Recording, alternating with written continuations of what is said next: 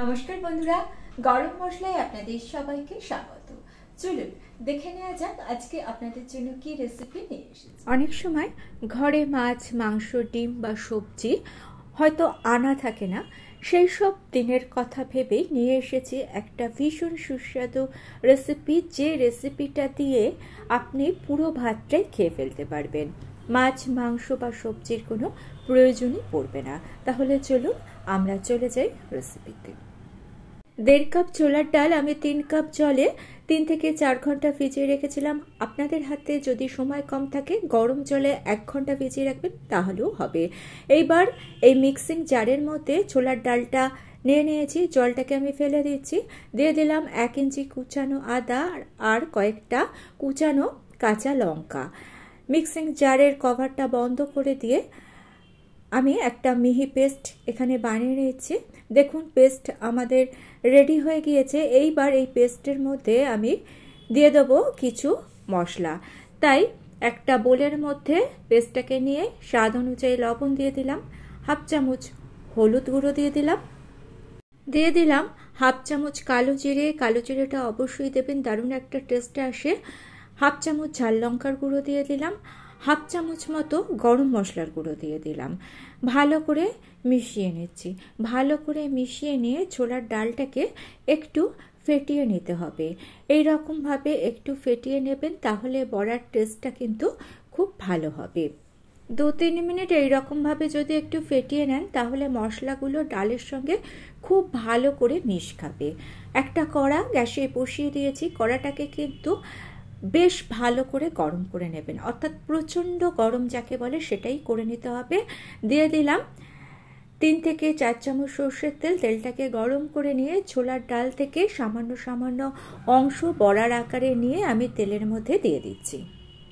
বড়াটা যখন গরম তেলের মধ্যে ছাড়বেন তখন গ্যাসের ফ্লেমটা একটু লো করে নেবেন, তা না হলে প্রচণ্ড গরম তেলের মধ্যে বড়াটাকে ছাড়ার ফলে বড়ার উপরের দিকটা বেশি ভাজা হয়ে যাবে, কিন্তু ভেতরটা কাঁচা থেকে যাবে। যাই হোক, বড়াগুলো ছেড়ে দেওয়ার পর 3 থেকে 3.5 মিনিট মতো ওয়েট করে নিয়ে যখন দেখবেন যে বড়াগুলো উল্টানো যাচ্ছে, তখন বড়াগুলোকে উল্টে দিতে হবে। দেখুন আমি বড়াগুলোকে উল্টে দিচ্ছি। 5-6 মিনিট সময় ধরে মিডিয়াম ফ্লেমে বড়াগুলোকে আমি বেশ কড়া করে ভেজে নিয়েছি। ইচ্ছে হলে একটু কম ভাজলেও অসুবিধা নেই, তবে আমার এইরকম কড়া ভাজায় পছন্দ, তাই আমি একটু কড়া করে ভেজে নিয়েছি। প্রথম ব্যাচের বড়াগুলো তুলে নিয়ে সেকেন্ড ব্যাচের বড়াগুলোকে আমি ছেড়ে দিয়েছি এবং একইভাবে বড়াগুলোকে ভেজে নিয়েছি। এই তরকারিটার সঙ্গে পাশের ওভেনে যদি একটু ডাল সেদ্ধ করতে বসিয়ে দেন, তাহলে কিন্তু ডালও হয়ে যাবে আর সঙ্গে খানিকটা বড়া ভাজা রেখে দেবেন, সেই বড়া ভাজাতেও অর্ধেক খাওয়া হয়ে যাবে। যাই হোক, ওই তেলের মধ্যে দিয়ে দিলাম কিছুটা আলু। 2 মিডিয়াম সাইজের আলুকে আমি মাঝারি সাইজ করে কেটে নিয়েছি। গরম তেলের মধ্যে আলুটাকে দিয়ে একটু লবণ দিয়ে দিলাম। লবণ দেওয়ার ফলে আলুটা তাড়াতাড়ি নরম হয়ে যাবে।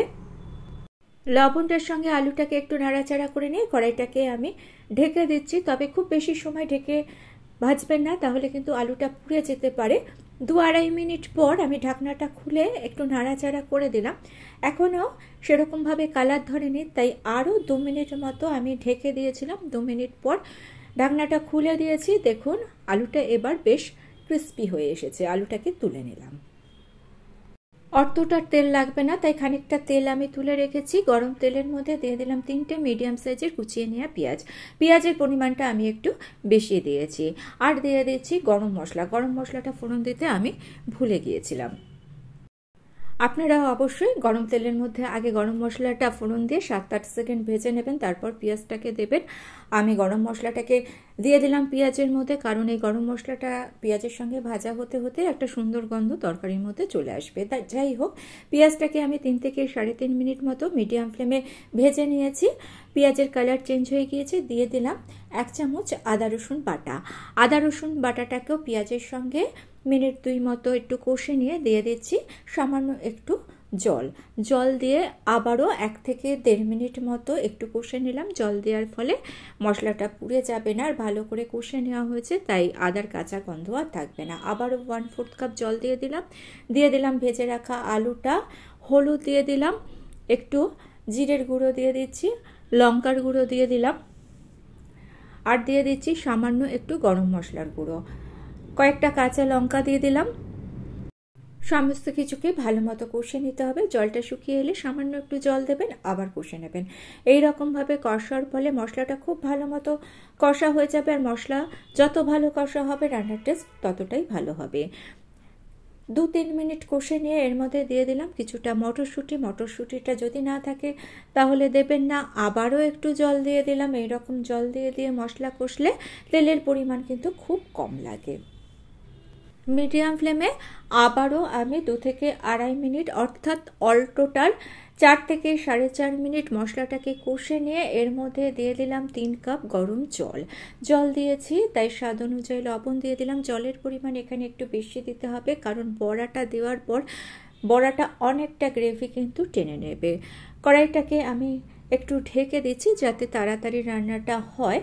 মোটামুটি 3 থেকে 3.5 মিনিট মতো কড়াইয়ের ঢাকনা খুলে দিয়েছি। দেখুন ঝোলটা ভালো মতো ফুটতে শুরু করে দিয়েছে। আলুটাকে একটু চেক করে নিচ্ছি, আলু সুন্দর সেদ্ধ হয়ে গিয়েছে।